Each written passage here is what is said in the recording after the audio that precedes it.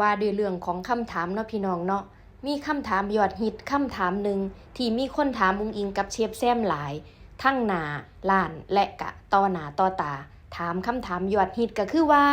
เชฟแซมกับอุ้งอิงมีลูกมีผู้สืบทายาทบ่ต้องเว้าไปถึงว่าอุ้งอิงกับเชฟแซมแต่งงานกันมาได้8 ปีแล้วเด้อพี่น้องจ๋าอยู่กินกันมา8 ปีแล้วกะบ่มีทายาทจ้ะบ่ได้ควบคุมอีหยังก็ปล่อยไปตามธรรมชาติจ้ะมีก็ได้บ่มีก็ได้บ่ได้เป็นปัญหากับการครองชีวิตคู่เนาะพี่น้องเนาะ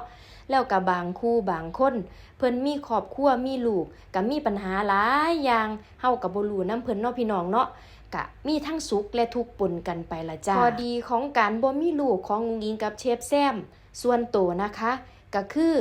1เฮาได้ไปไสมาไสเป็นส่วนตัวก็บ่ได้คิดนำลูกนำเต้าว่าลูกหลานสิกินอยู่แบบใดบ่ได้มีภาระผูกพันกันจ้าแต่ถามว่าอุ้งอิงกับเชฟแซมฮักเด็กน้อยบ่ฮักจ้าเห็นเด็กน้อยอยู่หน้าร้านเด็กน้อยกัมพูชามาหน้าบ้านเนาะพี่น้องเนาะก็สิหานมหาขนมต่างๆให้ค่ะกะเอ็นดูลูกหลานแบบนี้ตลอดเลยค่ะส่วนในคลิปนี้ก็จะเป็นหลานก็คือน้องไตตันเนาะพี่น้องที่พี่น้องเห็นในคลิปตลอด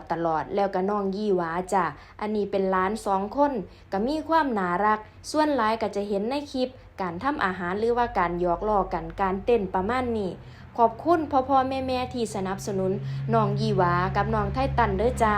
ขอบคุณทุกๆคนเลยขอบคุณพ่อแม่ที่ให้กำลังใจและรับชมคลิปของหนูตลอดมานะคะแล้วถามว่าอุ้งอิงกับเชฟแซมอยากมีลูกบ่มาถึงตอนนี้แล้วอุ้งอิงอายุ40 ปี42 ปีเนาะพี่น้องเนาะเชฟแซมอายุ40 ปีถามว่าอยากมีบ่ในใจลึกๆส่วนลึกของความเป็นคนเป็นมนุษย์อยากมีครอบครัวที่สมบูรณ์ก็คืออยากมีลูกมีครอบครัวที่สมบูรณ์ก็คือพ่อแม่ลูกแต่ในเมื่อบ่มีแล้วก็ยอมรับในสิ่งที่เจ้าของบ่มีล่ะค่ะแล้วคนอื่นก็ถามมาหลายว่าเจ้าไปหาหมอไปตรวจเบิ่งไป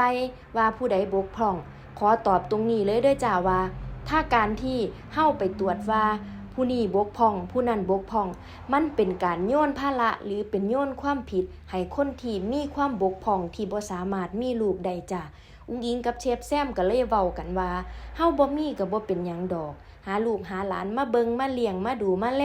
ย่ามหยอกย่ามคิดฮอดก็ไปหาย่ามเห็นลูกเห็นหลานก็ป้อนเงินใส่มือนี่ก็คือความคิดที่เฮา2 คนตกลงกันไว้ค่ะพี่น้องขอบคุณคอมเมนต์แล้วก็ขอบคุณคำถามที่ถามมาว่าอยากมีลูกบ่